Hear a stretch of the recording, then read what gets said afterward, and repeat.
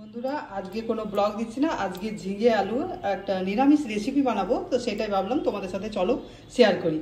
তো এটা নিরামিষ করব, তো তো আজকে এমনিতে শনিবার, তো নিরামিষ খাবো, তো ভাবলাম ঝিঙে আলু তরকারিটা করব, তো তোমাদের সাথে একটু শেয়ার করে নিই আমি যেভাবে করি। আর এই দেখো ঝিঙে আর আলু কেটে নিয়েছি ডুমো ডুমো করে, আর এখন কড়াতে তেল বসিয়ে দিয়েছি। তেলের মধ্যে দিয়ে দিচ্ছি একটু তেজপাতা আর পাঁচফোড়ন। এই দেখো ভাজা ভাজা হয়ে গেছে এগুলো, আর দিয়ে দিচ্ছি ঝিঙে আলু কেটে রেখেছি।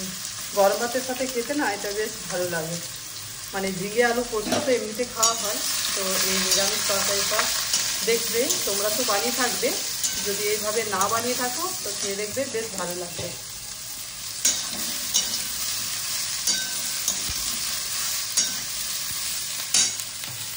আর স্বাদ মতো নুন দিয়ে দিলাম।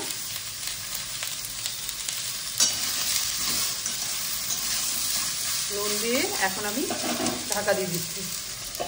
এটা একবার দেখি নেড়ে দিয়ে একবার, এরপর মশলাটা রেডি করব। একটু ঢাকা দিচ্ছি। এই দেখো মশলার মধ্যে দিচ্ছি আমি পোস্ত দিচ্ছি, এখানে পোস্ত তো কম পরিমাণে দিচ্ছি, 2 চামচ দিচ্ছি পোস্ত, আর কাজু দিয়ে দিচ্ছি কয়েকটা 8-9টার মতো, আর 2টো কাঁচা লঙ্কা, আর একটু দিচ্ছি 1/2 চামচের মতো জিরে গুঁড়ো। তো চলো এটা পেস্ট করে নিই। এই যে মশলা রেডি হয়ে গেছে, কাজু, কাঁচা লঙ্কা, জিরে গুঁড়ো আর পোস্ত দিয়ে। চলো দেখি আলুটা সেদ্ধ হয়েছে কিনা। ঝিঙে তো একটুতেই সেদ্ধ হয়ে যাবে, আলুটাও বেশ ছোট ছোট করে কেটেছিলাম যাতে সিদ্ধ হয়ে যায়। হ্যাঁ মোটামুটি হয়ে গেছে, একটু আর একটু ঢাকা দিয়ে রাখতে হবে।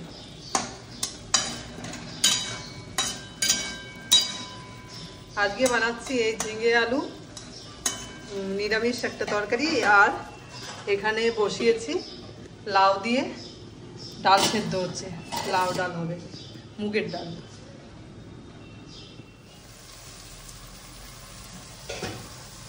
ঝিঙেগুলো তো দেখাই যাচ্ছে না, এতটা ঝিঙে দিলাম।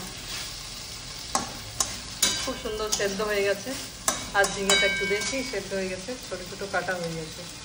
একটু হলুদ দিয়ে দিলাম, হলুদের আবার বলছি।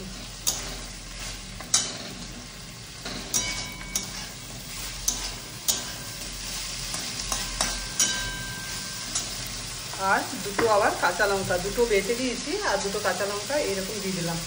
আমি তো লঙ্কাগুলো এখন খাচ্ছি না, সেই জন্য কাঁচা লঙ্কা দিয়ে তরকারি হচ্ছে। আর এই যে মশলা পেস্ট করে রেখেছি এটা দিয়ে দিলাম। জল দিতে হবে, খুব ভালোভাবে মিশিয়ে দিতে হবে।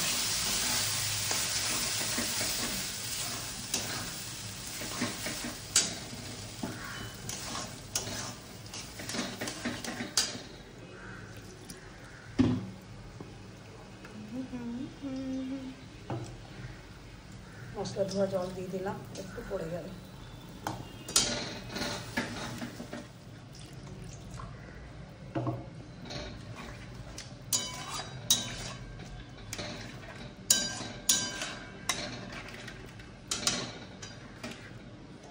একটু ফুটে নে, তারপরে নেড়ে চেড়ে একটু ঢাকা দিয়েছিলাম।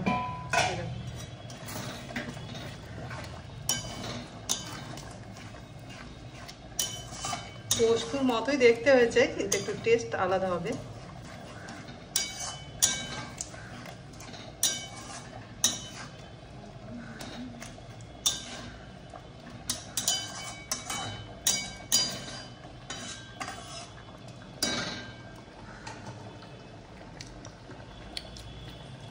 সব কিছু ঠিকঠাক আছে,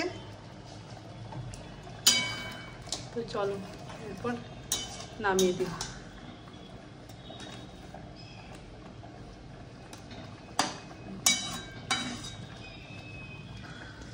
তাহলে আমার রেসিপিটা যদি তোমাদের ভালো লেগে থাকে তাহলে একটা লাইক দিও, লাইক দিয়ে দেখো। টাটা বন্ধুরা।